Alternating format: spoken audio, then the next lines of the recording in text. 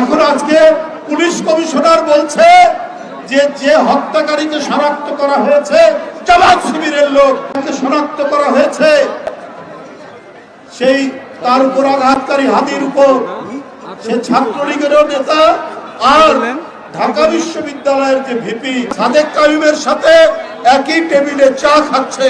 এখন এর বিচার কে করবে?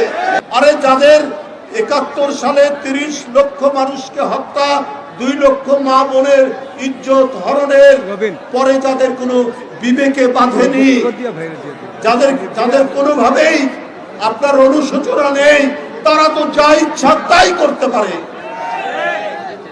এই মহা মাস্টার প্ল্যান, এই মহা পরিকল্পনা তারা করে চট করে অভিযোগটা যাতে চাপানো যায় বিএনপি নেতার বিরুদ্ধে, এইভাবে একটা চমৎকার ষড়যন্ত্র তারা করেছে।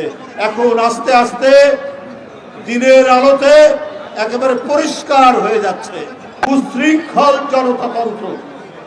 এই উচ্ছৃঙ্খল জনতাতন্ত্র দিয়ে আপনি সুশাসন, আপনি ন্যায় বিচার এবং গণতান্ত্রিক সমাজ কায়েম করতে পারবেন না। ডিসিপ্লিন হতে হবে। যদি আমরা ডিসিপ্লিন না হই তাহলে কোনো কিছু করা সম্ভব নয়। সেই জন্য শৃঙ্খলাটা অত্যন্ত বেশি প্রয়োজন। আমাদের রিজভী আহমেদ আপনারা জানেন মেরুদণ্ডহীন অপদার্থ একটা লোক, আমি সবসময় বলেছি যে মানে বিএনপি কে শেষ করে দেওয়ার প্ল্যান।